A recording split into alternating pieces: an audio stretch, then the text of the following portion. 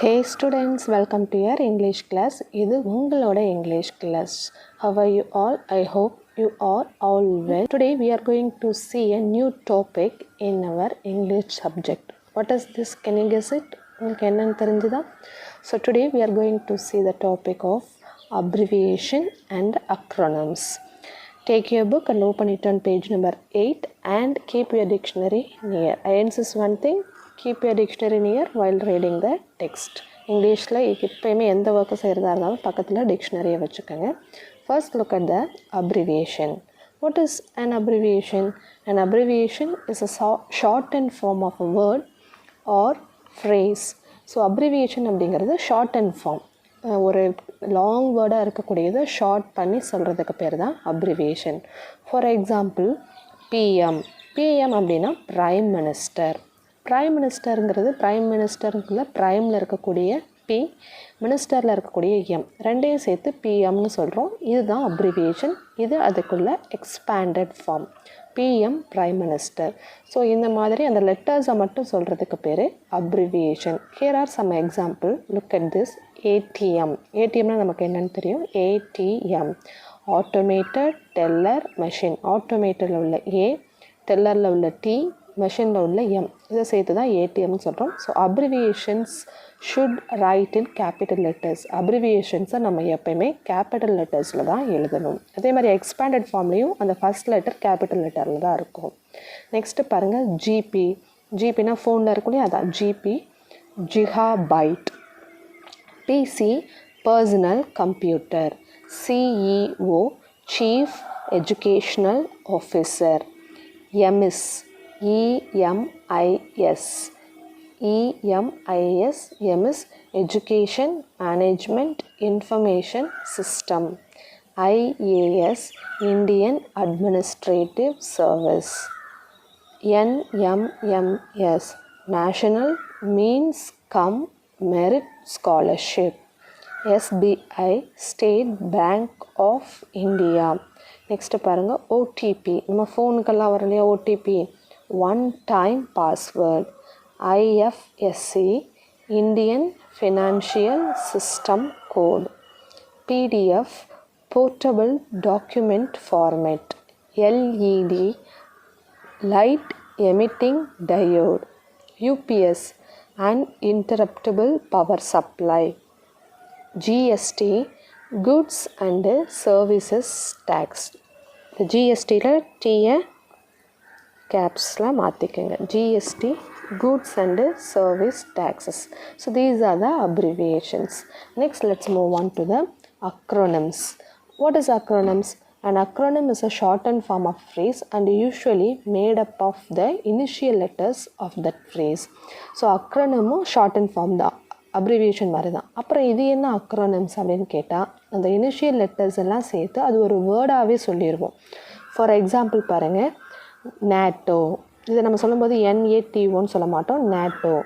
North Atlantic Treaty Organisation. நார்த்தில் இருக்கக்கூடிய NATO, இது எல்லாத்தையும் சேர்த்து எழுதியிருக்கோம். ஆனால் இது நம்மளால் ரீட் பண்ண முடியும், நேட்டோ. அதே மாதிரி நம்ம அப்ரிவியேஷனில் ஒன்று பார்த்தோம், அது அங்கே ராங்காக இருக்குது, EMIS. இதை எம்இஸ், ஏன்னா அதை நம்மளால் ரீட் பண்ண முடியும், எம்இஸ். அதுக்கு என்ன expansion education management information system. So EMIS இது எல்லாத்தையும் சேர்த்து எழுதிருக்கோம். ஆனால் இதை ஒரு நியூ வேர்டாகவே சொல்லிடுவோம், எம்எஸ் அப்படின்னு சொல்லிடுறோம்.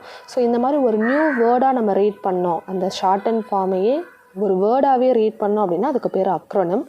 ஜஸ்ட்டு லெட்டர்ஸை மட்டும் சொன்னோம்னா அதுக்கு பேர் abbreviations. Look at the examples. Avadi. Avadi சென்னையில் இருக்கிற ஒரு ஊர், ஆனால் ஆக்சுவலாக அது ஊர் கிடையாது, ஒரு ஃபேக்ட்ரியோட பேர் தான் Avadi. Avadi Armored Vehicles and Ammunition Depot of India.